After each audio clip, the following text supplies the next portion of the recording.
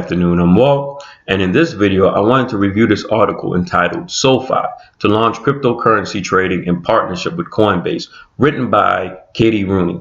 I will touch on some key points in this article and provide the link in the description for you to read in full if you desire. Before we start, I wanted to provide some context on a few terms. Cryptocurrency is a digital currency in which encryption techniques are used to regulate the generation of units of currency and verify the transfer of funds, operating independently of a central bank. Many of you may have first heard the term Bitcoin back in 2017. Bitcoin is an example of cryptocurrency. Bitcoin can be used for online transactions between individuals. Now let's get started with the article. SoFi to launch cryptocurrency trading in partnership with Coinbase. The online lending startup will launch cryptocurrency trading in the second quarter of this year.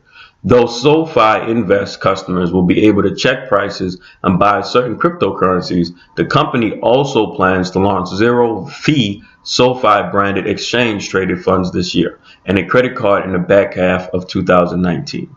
Our target audience wants to see what the price of cryptocurrency is and to buy it, SoFi CEO Anthony Noto says. You may have seen in the past year or two a lot of apps for investing such as Robinhood. They offer the ability to buy cryptocurrency, so I expect as there's interest in the digital currency, more traditional online brokerages will follow suit. The San Francisco-based company will allow users to buy digital currency through a partnership with popular exchange Coinbase. SoFi announced on Tuesday. The crypto capability will be available to SoFi users in the second quarter of this year. Our target audience wants to see what the price of cryptocurrency is and to buy it, SoFi CEO Anthony Noto told a group of reporters at the firm's New York offices Tuesday. They have a desire to do that, and in many cases they already are. When I was first aware of cryptocurrency, it was probably 6 years ago when I saw Bitcoin being mentioned as a form of payment online. I never purchased any cryptocurrency, and I will almost definitely never purchase it now. Noto, Twitter's former chief operating officer and former managing director at Goldman Sachs, joined SoFi last January. He declined to specify which digital coins will be available. The buying, selling, and price checking of whichever cryptocurrencies they allow will be enabled by a partnership with popular trading platform Coinbase, valued at $8 billion. After its most recent funding round, Fidelity has a similar arrangement with Coinbase, where users can view digital asset balances as part of their portfolio. But Fidelity doesn't offer the ability to buy or sell a digital coin. All right. I want to skip through a lot of the rest of this is a lot of background information and plans of what SoFi intends to do the rest of this year. So I just want to go down to the bottom and touch on this last point in the article. SoFi's move into cryptocurrency comes as the price of Bitcoin and other digital assets have come crashing down. Bitcoin has lost more than 80% of its value since skyrocketing to almost $20,000 at the end of 2017. Still, Noto said SoFi customers are interested and could see the volatility as two-sided coin. Some people may see it as an opportunity, Noto said. I do not see cryptocurrency as an opportunity in 2017, and I do not see it as an opportunity in the foreseeable future.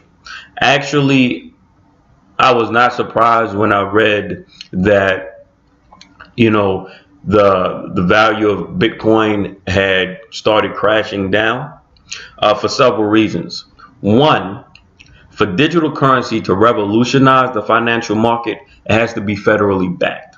I have never heard the feds mention even going the route of digital currency. Two, if digital currency was to be the new primary or secondary form of financial transactions, the feds would create and control the form of cryptocurrency that would be federally backed. And three, I am a firm believer that when things like Bitcoin is so widely advertised to the public, like it was in 2017, and especially encouraged for a purchase, that a few people stand to profit while the general public tend to lose. And I feel like this is an example where back in 2017, a lot of people, was very strong on Bitcoin. A lot of people jumped in. Some people not really even understanding how cryptocurrency works, not really fully having a grasp of what digital currency pertains to, and started buying a lot of cryptocurrency. And as it stands now, it looks like they're going to be a loser, because I would expect that more and more cryptocurrency is going to be created, and Bitcoin and all the other forms of cryptocurrency that were already established will continue to lose value as more of this technology continues to grow. Now, I did not purchase any cryptocurrency in 2017, as I said earlier, but what I did do was invest $100 in a company whose focus was developing new forms of cryptocurrency. My thought process behind that was, as long as people are willing to buy different forms of cryptocurrency, the companies developing the technology would see profit increases. And when they do, that means that the stock price for their company increases. So as their stock prices increases, so do the shares that I hold in that company. And then when it got to a certain point, I would sell, and just take the profit. So I don't necessarily believe in cryptocurrency as being a new form of widely accepted digital currency going forward, but I do believe that there can be money made behind companies developing that form of technology, at least for a short while. So if I can get in there low, a year or 2, 3 years, see some profit, sell, and take my profit and invest it in other ways, that's a win in my book. If you come across any articles you would like for me to make a video, you can email me or leave a comment. Please like, share, and comment, and I'll talk to you soon.